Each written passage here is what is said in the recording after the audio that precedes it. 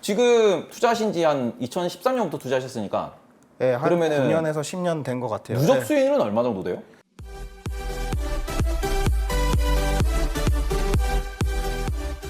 계산은 안 해봤는데 대충 원금 대비 지금 이렇게 불어난 사이즈. 3년, 4년마다 더블 난 것 같기는 오. 해요. 네, 그 정도고. 네. 그래서 그리고 이제 그쪽 의미 있는 종목들이 있기는 있어요. 그러니까 그 코로나 이후에 이제 미국 주식을 넘어왔는데 네. 이제 화이자라는 기업, PF이죠. 네. 그러니까 이 기업을 저도 이제 제약업 좀 친숙하고 알아서 이제 $30 밑에서 이제 조금씩 사 모았거든요. 네. 그래서 이거를 이제 또 막 백신 나오고 이러면서 주가도 올랐고 뭐 지금도 높지만 그러니까 네.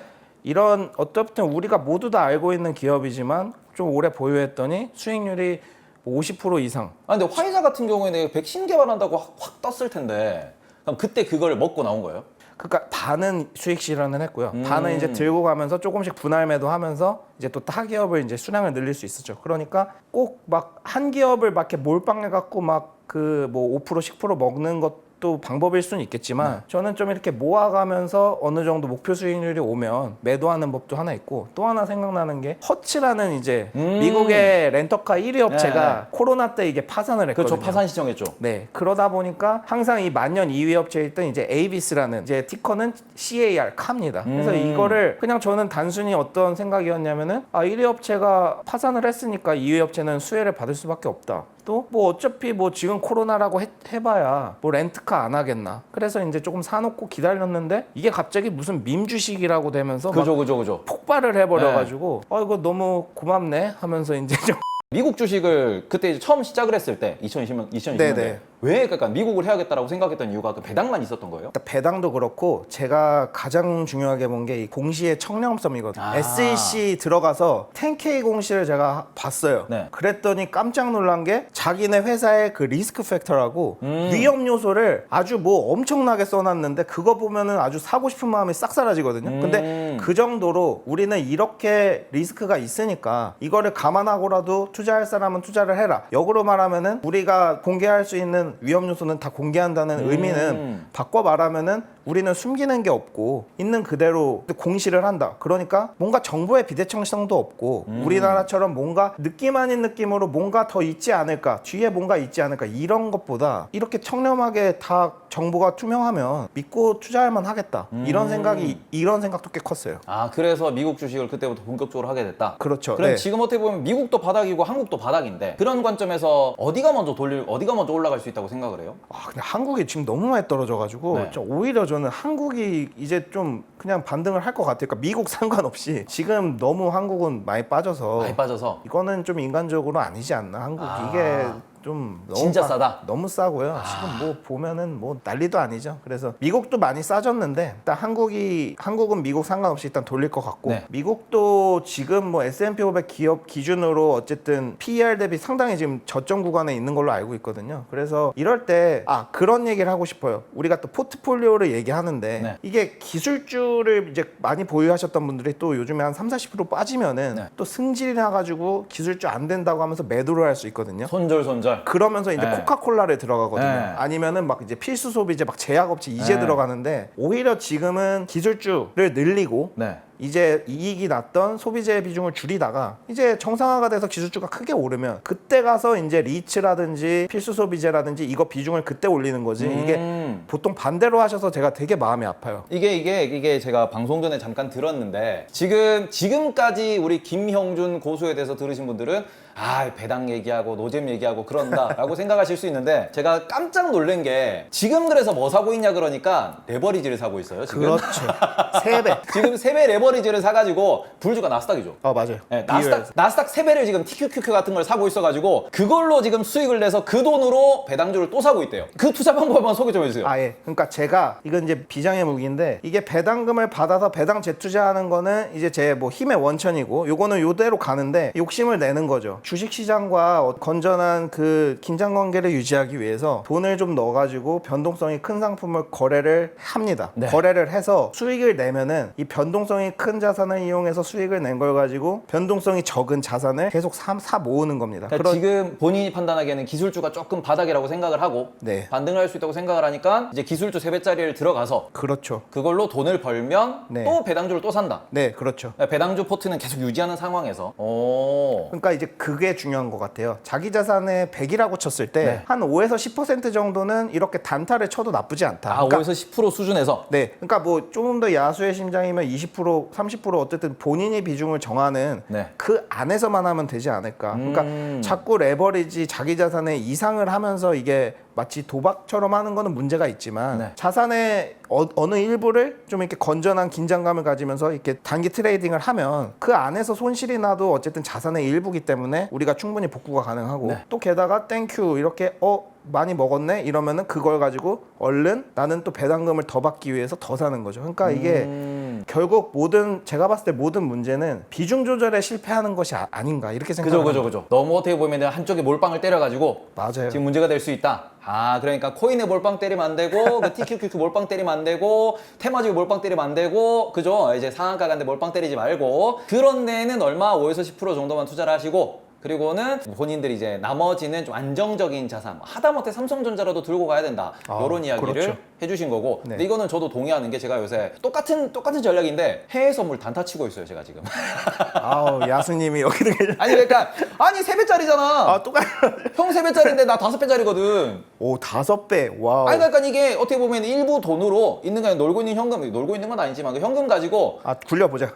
그냥 굴려가지고 그걸로 그냥 밥값 벌고 생활비 아, 벌고 좋지. 돈 많이 벌면 그걸로 또 주식 또 사고. 맞아요. 그러니까 이 전략이 어떻게 보면은 이제 주식쟁이 혹은 자산을 굴리는 자산쟁이들이 이렇게 할 수밖에 없는 이유는 결국 내가 주식을 팔 게 아니다라고 했을 때 일단 이제 저 같은 경우에는 매수할 때부터 목표 가격을 정하고 매수를 해야 되고 투자 기간을 정해놓고 매수를 해야 된다고 말씀을 드리니까 아니 뭐 내가 원하는 기간 내가 원하는 가격 안 왔으면 그 돈 가지고 굴려야지. 맞아요. 약간 이런 식인데 똑같은 말씀을 해주신 겁니다. 똑같이 이제 네. 어떻게 보면은 비중 조절을 해야 되고 맞아요. 그리고는 안정적인 자산을 가져가야 된다. 아 그렇죠. 네, 이 부분을 다들 조금 기억을 해주셨으면 좋겠습니다. 자, 그러면 우리가 질문도 좀 받아보도록 할게요. 몰빵할 만한 미국 주식에 대해서 알려주세요 라고 하셨는데 몰빵할 만한 미국 주식 있을까요? 사실 몰빵은 상당히 위험하지만 네. 제가 그래도 그럼 버크셔라든지 버크셔를 하나 사면은 그 버크셔 안에 모든 ETF가 다 들어있거든요. 근데 버크셔가 한 주에 지금 5억이에요, 5억 지금. A주 말고 B주.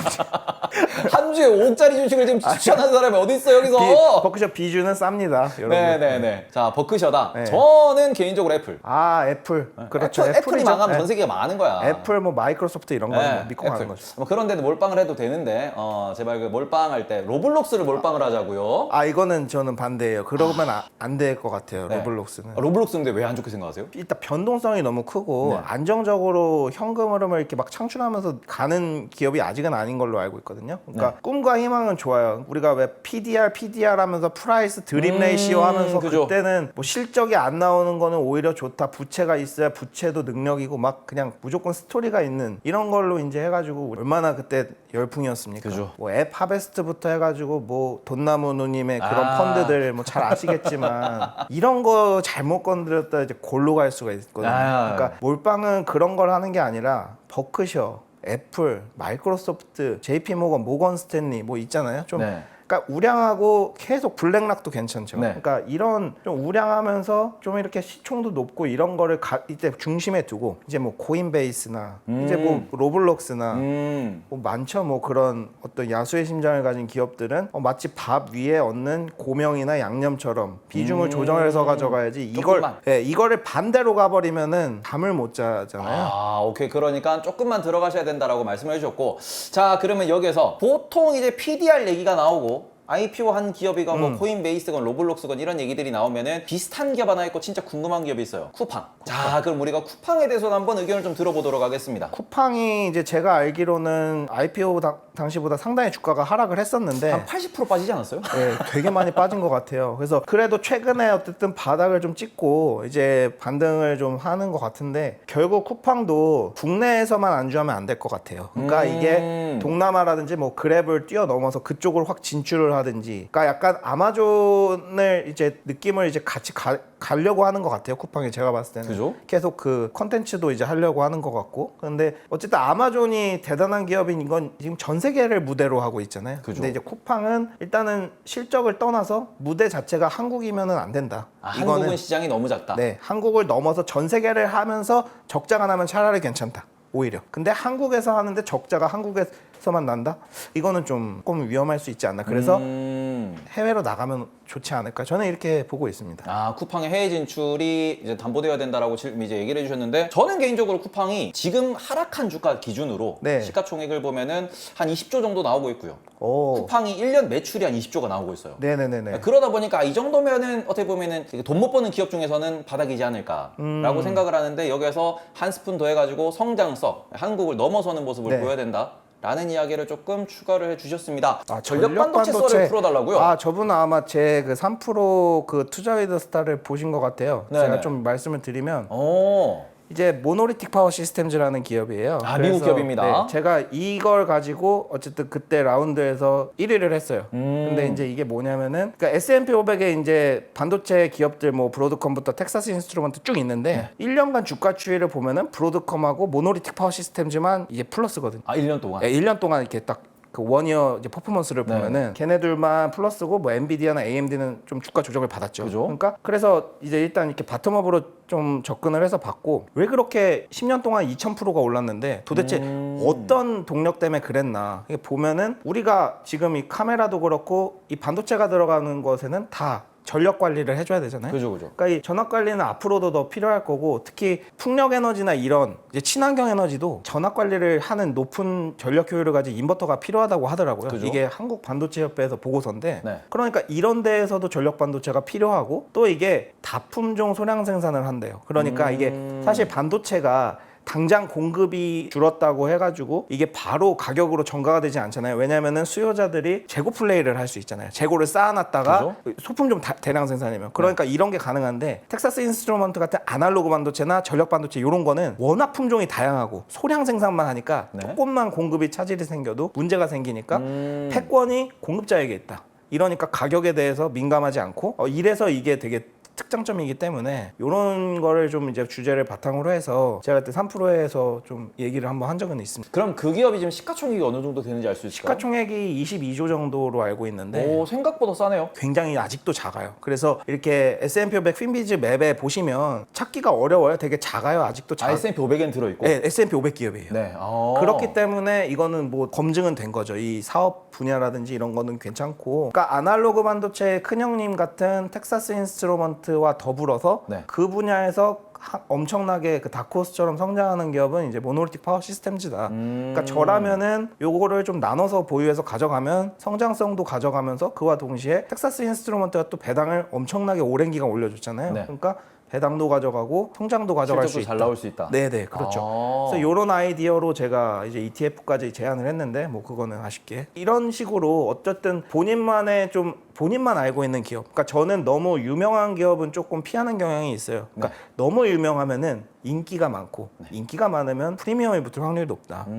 그래서 가급적 성적이 좋으면은 좀 인기가 없고 이렇게 잘 모르는 그런 기업을 좀 찾아다니다 보면은 이상하게 수익이 나는 그런 구조도 있어서, 저는 좀 뭐 아까 장래업체나 이런 거를 자꾸 제가 말씀드리는 이유가 좀 유명하진 않은데 조용히 계속 신고가를 가는, 계속 오를 수 있는 네. 기업을 찾아라. 그렇죠. 그런 거를 찾는 게 사실 중요하지 않을까, 좀 그런 생각을 좀 하고 있어요. 근데 전력 반도체 관련돼 가지고는 조금만 더 정리를 해드리면은, 전력 반도체가 지금 우리가 전기차 급속 충전, 핸드폰 급속 충전 이런 데로 엄청나게 좀 많은 주목을 받고 있는 게 맞고요. 실제로 반도체 같은 경우에는 1세대 반도체가 트랜지스터였고, 2세대 반도체가 지금 우리가 소위 말하고 있는 뭐 EUV를 만드는, DUV를 만드는 이런 것들을 얘기하고 있는데, 거기에서 3세대 반도체라 그래야죠. 3세대 반도체 소재가 GaN이라고 해가지고 그 질화 갈륨이라고 부르는 게 있습니다. 우리나라에도 관련된 이제 산업을 하는 친구들이 있는데, 그쪽에 엄청난 많은 돈이 몰리고 있는 게 사실이고요. GaN을 이용해가지고 우리 그 급속 충전, 핸드폰 급속 충전이 보시면은 GaN 반도체 사용 이라고 이게 좀 이렇게 넘버링 되어 있는 게 많이 있습니다. 그 부분도 많고, 그 다음에는 앞으로 SiC, 이 실리콘 카바이드라 그래가지고 그 동네 같은 경우에도 전기차 급속 충전에 많이 사용될 것이다 라는 이야기가 많이 나오고 있어요. 국내에도 그쪽으로 투자하는 기업이 많기 때문에 꼭 한번 공부는 해보셨으면 좋겠다 라고 좀 말씀을 드리고 싶습니다. 네, 2차 전지주 전망 같은 것도 궁금하다라고 하셨습니다. 2차 전지주 전망은 어떻게 또 생각을 하시는지? 제가 일단 2차 전지에 대해서는 좀 연구가 좀 덜 돼서 네. 이제 근데 아마 LIT라는 ETF가 있는 것 같아요. 아, 그죠. 예, 잘 모르는 분야는 이렇게 ETF로 접근하면 좋지 않을까 저는 이렇게 생각합니다. 혹시 테이버님께서 아시는 부분이나 이런 거 있으면 말씀해 주시면 저 LIT 대주주입니다. 아, 그렇습니까? 아, 제가 또 대주주 앞에서 또 그랬네요. LIT를 제가 옛날부터 계속 방송에서 이거 2차 전지 살 거면은 그냥 다 모르겠고 LIT 사시고, 아니면은 국내 기업들을 따로 이렇게 공부해가지고 분할 매수, 분할 매도 하시면 된다라고 말씀을 드렸는데, 아까 말씀해 주셨던 그 어떻게 보면은 변동성이라는 부분에서 2차 전지 기업들이 인기가 많다 보니까 변동성이 정말 커요. 무슨 소리냐 그러면, 변동성이 큰 종목들 같은 경우에는 저는 이렇게도 말씀을 드리는데 분할 매수를 하시면 됩니다. 그냥 말 그대로 매일 사요. 아, 그거 좋죠. 네, 매주 사요. 그렇죠. 그리고는 수익이 납니다. 3% 5% 나면은 팔아요. 본인이 정해놓고 또 팝니다. 그리고 마이너스 나면 또 사요. 또 사지. 수량이 자꾸 늘어나는 그렇죠. 거죠. 그럼 수량이 늘어나고는 또 플러스 3% 5% 나면 또 절반은 팝니다. 이런 식으로 무한 매수, 무한 매도를 실현하시면은, 반복하시면은 돈이 좀 된다. 변동성은 그렇게 즐기는 거고, 그걸 내가 잘 못하겠다라고 하면은 ETF를 사시면 되는데, 국내 기업들의 가장 큰 단점이 국내에는 리튬을 다루는 기업이 없어요. 아, 그죠? 네네. 국내는 또 전기차를 전문적으로 다루는 기업이 없어요. 그럼 우리는 2차 전지라고 하면은 리튬을 가공하고 이걸로 양극재를 만들고 이걸로 배터리를 만들어서 전기차를 만들어야 되는데,